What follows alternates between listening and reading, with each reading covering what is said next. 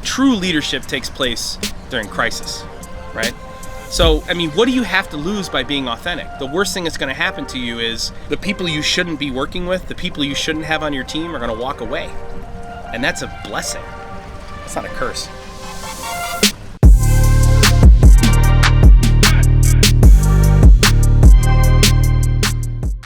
Somebody stepped in it. I see it. It's like a dead... It's not. You have the key? Oh, hey. Go over here and you get a shot of Cargill over there from the lake.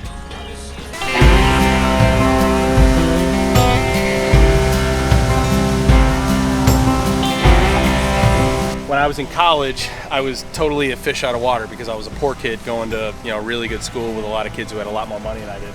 So that point right there it's called Myers Point. And obviously I grew up here. And so I would come back here once a month.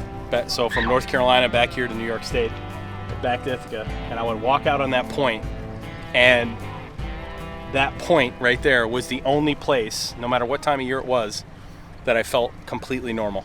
And there was something about that park and that point right there that gave me my solace. Isn't that crazy?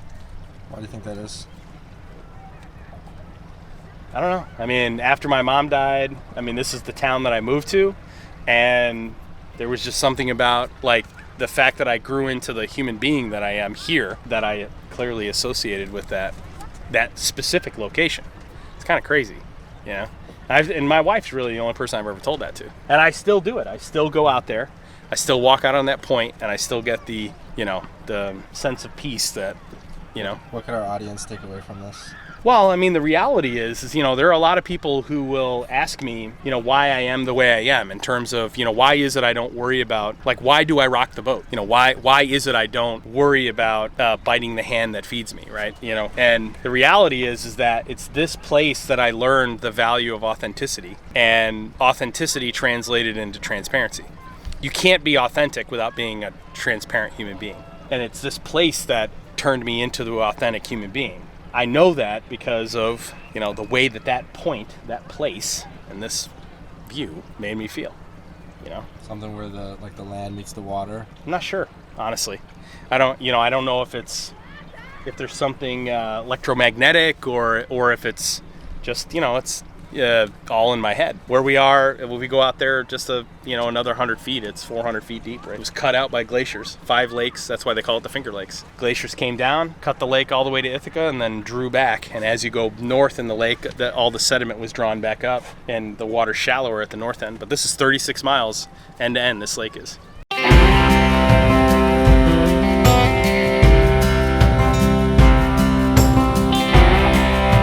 For the first, that was October or something, right? And we started doing content in June or May, June of last year. And it wasn't until October that, I was on camera, that the content centered around me personally, as the president of Intellic. And, you were really insistent on me telling my professional story combined with my personal story. Why is it that I'm motivated the way I am? Why is it that I'm not driven by the bottom line or the sale or, it's more about I'm driven by value. And that all happened, you didn't know it, but, all of this footage that we shot here, we shot it in the perfect place without even thinking about it,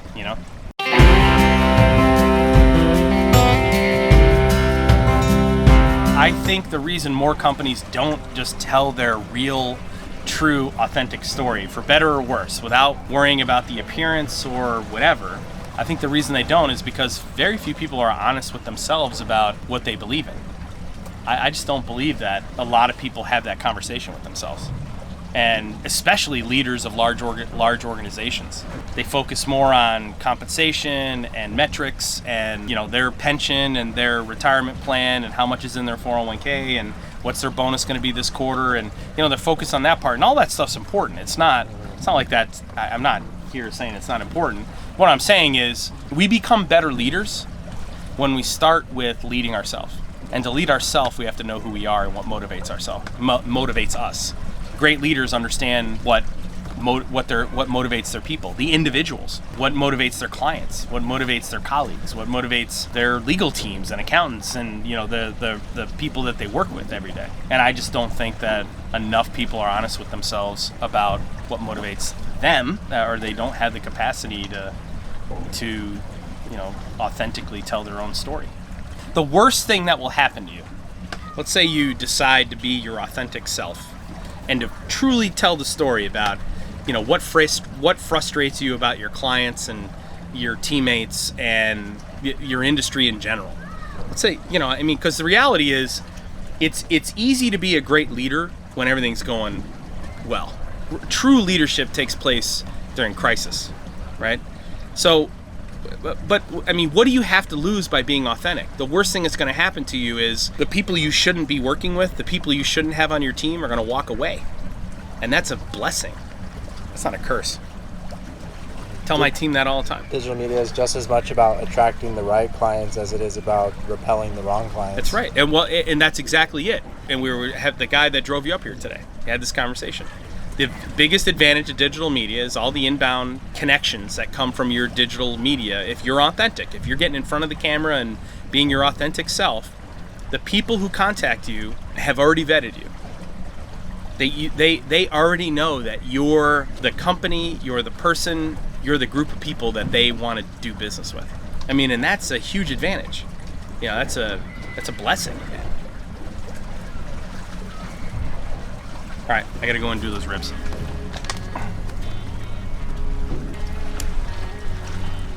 Hey, White Claw originated here too.